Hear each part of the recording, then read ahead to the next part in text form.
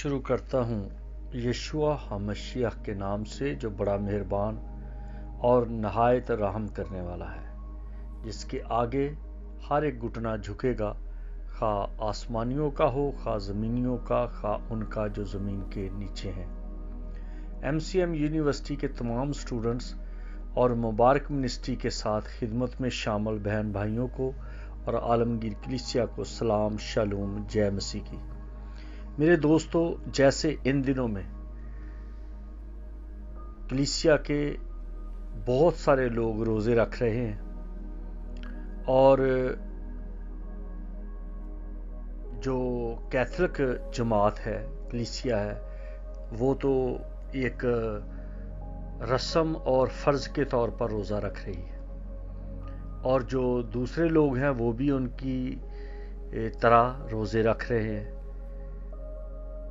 हम जो evangelical friends of Christ team है, जो कि यूहन्ना 15वें बाब की 14वीं आयत के स्लोगन से हम खिदमत करते हैं कि मसीह ने कहा कि जो कुछ मैं तुमको हुक्म देता हूँ, अगर तुम उसे करो तो मेरे दोस्त हो। फिर उन्होंने एक और बात कही कि नाराज़गी की दौलत से आसमान की बादशाही के लिए दोस्त पैदा करो। ये दो बड़े अहम हवाले हैं। एक है कि तुम मेरे दोस्त हो, और दूसरा है कि आसमान की बादशाही के लिए दोस्त तैयार करो, दोस्त बनाओ। अब खास जो बात यहां पर है वो है कि मसीह के दोस्त बनना। जब मसीह के दोस्त बनते हैं तो फिर हमें मसीह के बारे में जानना है। जैसे यिर्मयाह की किताब में लिखा है कि खुदा कहता है उसके 9वें बाब की 23, 24, 25वीं आयत में कि अगर कोई फ़ख्र करे तो इस बात पर फ़ख्र करे कि वो मुझे जानता और मुझे समझता है, क्योंकि जिसके साथ हमारा ताल्लुक होता है, दोस्ती है, कुर्बत है, तो हम उसे जानते भी हैं और उसे समझते भी हैं। जैसे यूहन्ना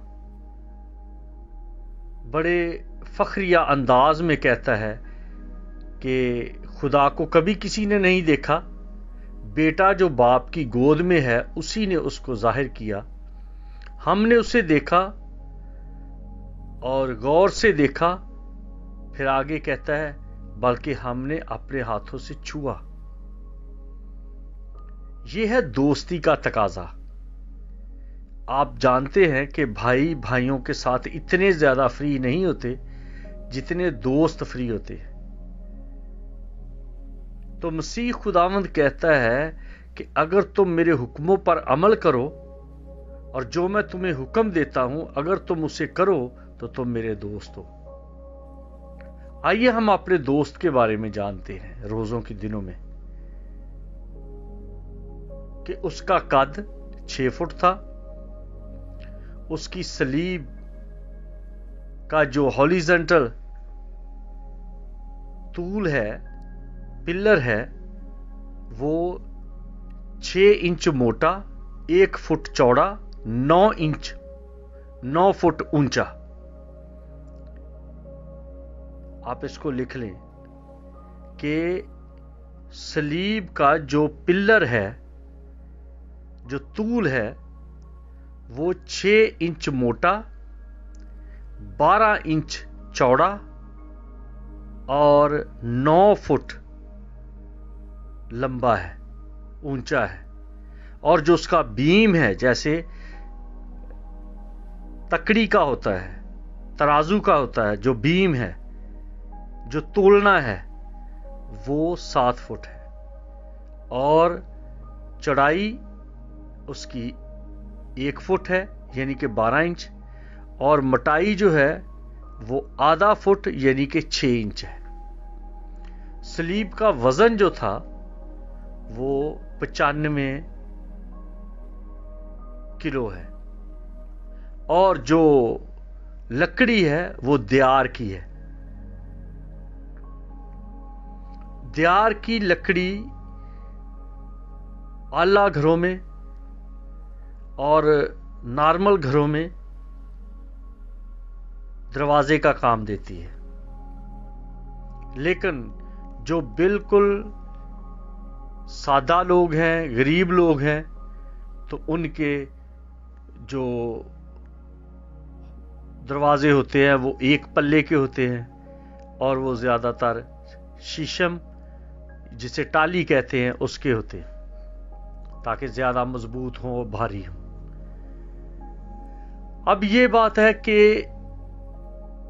मसीह के जो स्लीपर थे, जो जूती थी, वो सीधे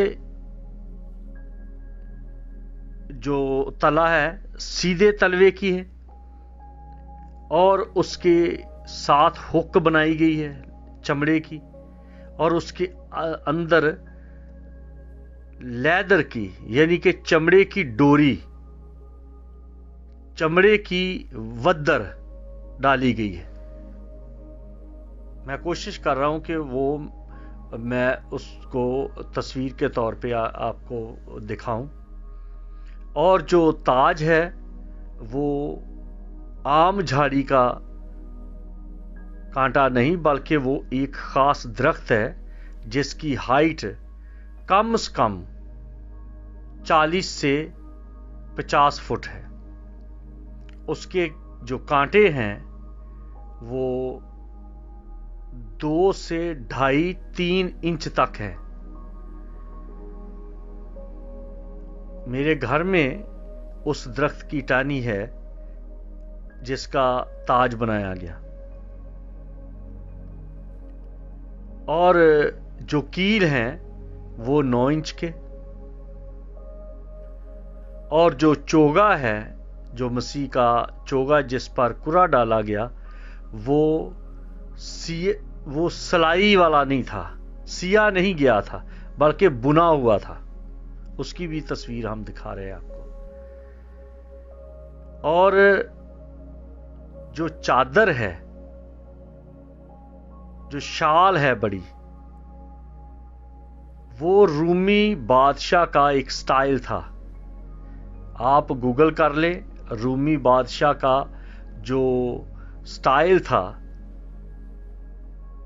जो कैसर का स्टाइल था या गवर्नर का स्टाइल था, तो वो एक बड़ी चादर जिसकी लंबाई 6 मीटर होती थी, यानी कि 6 मीटर का मतलब है 18 फुट, और उस चादर को वो एक साड़ी के तौर पे लपेटता था हमेशा। और जो नेजा मसीह की पसली में मारा गया वो 1 फुट का यानी कि 12 इंच का था। और जो शराब पेश की गई वो बड़ी तेज अल्कोहल थी उसमें, कि जो कोई पीता था तो वो खास तौर पे सलीबी लोगों को पिलाई जाती थी, ताकि इससे उनका अंदर फट जाए, वो बेहोश हो जाए, और वो ऐसे ही था, उसकी स्मेल ऐसी थी जैसे कि स्पिरिट अमोनिया अरोमेटिक है या क्लोरोफॉर्म है, कि वो मदहोश हो जाते थे। तो स्पिरिट अमोनिया अरोमेटिक 2 तरह की है, एक है होश दिलाने वाली और एक है होश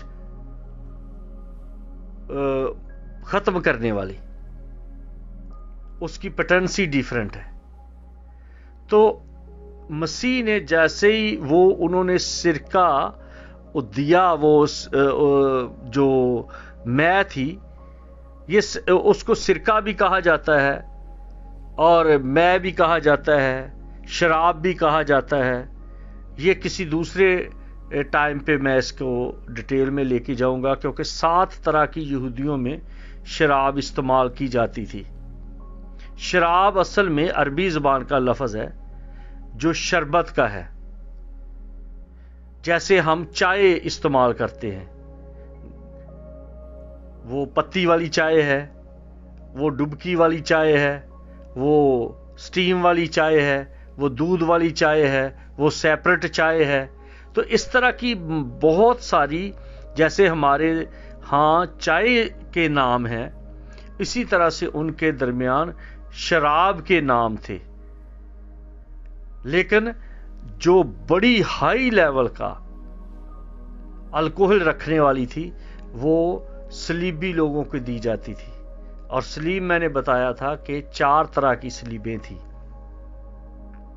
ایک سلیب تھی ایکس کی طرح، ایک ٹی کی طرح، ایک آئی کی طرح، اور ایک تھی جس پر مسیح خداوند کو چڑھایا گیا، جس کا سرا 1.5 فٹ بیم سے اوپر نکالا ہوا تھا تاکہ تختی لکھی جا سکے اس کے اوپر، اس کا قصور، اس کا جرم لکھا جائے، جیسے مسیح کے اوپر یہ جرم لکھا گیا کہ یہودیوں کا بادشاہ۔ اور ایک جو 5ویں سلیب تھی وہ درخت کے ساتھ باندھ دیتے تھے، اس کی کوئی شیپ نہیں بنائی جاتی تھی بلکہ درخت کے ساتھ اس کو باندھ دیا جاتا تھا، اور پھر وہ اسی جگہ پہ لٹکا رہتا تھا، اور پھر پرندے آ کے گدھیں اور چیلیں اور پھر کوے نوچ نوچ کر اس کو کھا جاتے تھے۔ اور اس کا رواج، اس کا لاگو کرنا یوسف کے دور میں تھا، اور پھر آگے یہ چلتے چلتے یہ عبرتناک سزا تھی۔